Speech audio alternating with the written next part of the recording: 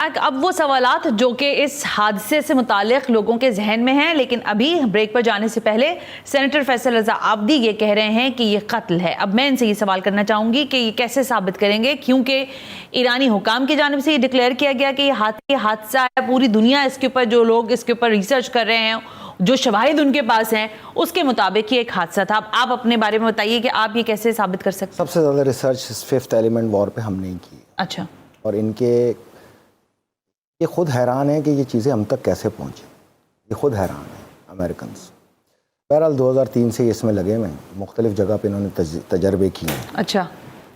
North پول، Norway اور حال ہی میں نیوزی لینڈ میں اس کا تجربہ کیا ہے انہوں نے۔ یہ ففتھ ایلیمنٹ وار کا؟ ففتھ ایلیمنٹ وار یہ ہے شمسی مقناطیسی طوفان گیسز کا جو اخراج خلا میں ہے، اس کو سیاروں کے ذریعے اس کو کنزپٹ کیا جاتا ہے اور پھر لیزر کی ایک کینوپی کے ذریعے اس کو انجیکٹ کیا جاتا ہے، جو بادلوں کی صورت میں سامنے آتا ہے۔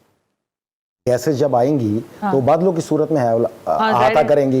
اب جہاں جہاں انہوں نے یہ تجربہ کیا اس کا، نیوزی لینڈ میں کیا، ناروے میں کیا، وہاں پہ کیا ہوا؟ نہ انسان مرا، نہ کوئی چیز تباہ ہوئی، وہاں صرف ایک کام ہوا، کیا؟ مواصلاتی اور الیکٹرانک نظام ڈس فنکشنل ہو گیا آٹومیٹک چند گھنٹے کے لیے۔ اور جب یہ ختم ہوا، یہ ناروے میں ہوا ہے، نارتھ پول میں ہوا ہے، اور آپ کہہ رہے ہیں نیوزی لینڈ میں حال ہی میں، یعنی کہ اسی مہینے نیوزی لینڈ میں بھی اس کا تجربہ کیا گیا۔ اچھا۔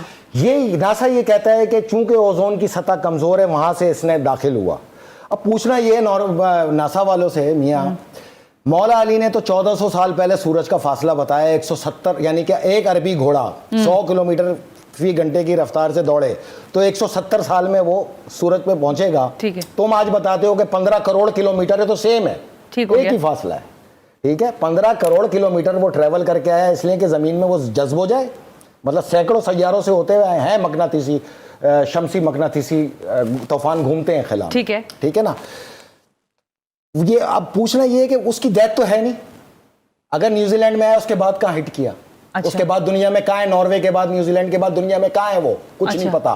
وہ جو ہٹ کرنا تھا، جو ہٹ کرنے والے یہ گیسز کا اخراج ہے، اس کو واپس سک کر لیا جاتا ہے، ختم ہو جاتا ہے، نظام بحال ہو جاتا ہے۔ یہ کیسے ہوتا ہے؟ یہی ففتھ ایلیمنٹ وار ہے۔ آنے والے دنوں میں لوگ، مجھے نہیں پتا اس پہ کیا تاثر رکھتے ہیں، لیکن جو میرا تاثر ہے میں آپ کو بیان کر رہا ہوں۔ میں اس کے ساتھ آپ کو 3 گواہیاں پیش کروں گا۔ اچھا، ٹھیک ہے، اب سنیں۔ 170 سال کے محیط عرصے کے اندر وہ اس لیے زمین میں اوزون سے کمزور سطح سے داخل ہوا، تو زمین سے واپس جانے کے لیے اسی اوزون سے واپس تھوڑی جائے گا، زمین پہ ہی گھوم رہا ہوگا نا۔ ٹھیک ہو گیا۔ کہاں جائے گا؟ ہاں، اس کی تو ڈیتھ ہے نہیں۔ صحیح ہے۔ وہ تو مقناطیسی طوفان ہے، ہاں، اس سے نہ کوئی بندہ مرے گا، نہ گھر تباہ ہوگا، نہ کوئی ہتھیار تباہ ہوگا، کچھ نہیں ہوگا۔ اچھا۔ علاوہ یہ کہ جو بھی الیکٹرانک اور مواصلاتی نظام کے تحت، یعنی کمیونیکیشن، وہ ڈس فنکشنل ہو جائے گی۔ اچھا، جو بھی کمیونیکیشن چیز ہے وہ ڈس فنکشنل ہو جائے گی۔ اچھا سنیں، اب اس ضمن کے اندر میں آپ کو بتاؤں کہ جس وقت یہ حادثہ پیش آیا، سب سے پہلے ٹھیک 7:45 شام اسرائیل کے میڈیا پہ صدر رئیسی کی ڈیتھ کی خبر کو اناؤنس کر دیا گیا۔ اس خبر کو سب سے پہلے نتن یاہو آگاہ تھا، اس نے اپنی کیبنٹ کے مشورے سے اس کو ریلیز کرایا اپنے میڈیا کے اوپر۔ صبح 5:40 تک دنیا میں ایک سوال اٹھا اسی میڈیا کے اوپر کہ جب ایران نے اس کو فائنڈنگ نہیں دی، تمہیں کیسے پتا وہ شہید ہو گئے؟ یہ چیز ان کے لیے لمحہ فکریہ بنی۔ 5:40 پہ صبح فجر کے وقت میں انہوں نے ڈیلیٹ کر دی یہ خبر تمام سائٹس پر سے، اور 10:15 پر صبح ایرانی فائنڈنگ آنے کے بعد دوبارہ انہوں نے نشر کی اور اس میں ایرانی ذرائع کا ذکر دیا۔ ٹھیک ہو گیا۔ ٹھیک ہے، تمہیں کیسے پتا تھا؟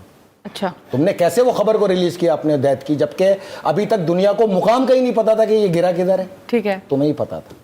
آذربائیجان کی حقیقت کو جاننے کے لیے میں آپ کو بتاتا چلوں کہ آذربائیجان کی اکثریتی آبادی شیعہ ہے، لیکن کنٹرول ٹوٹل وہاں پر موساد، CIA اور رو کا ہے۔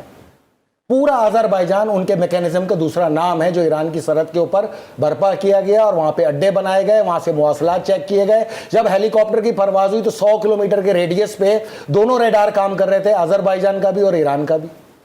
30 کلومیٹر کے فاصلے پہ اندر آتے کے ساتھ ہی وہاں پر، اب میں اس میں 3 گواہ پیش کر رہا ہوں آپ کو کہ ہوا کیا۔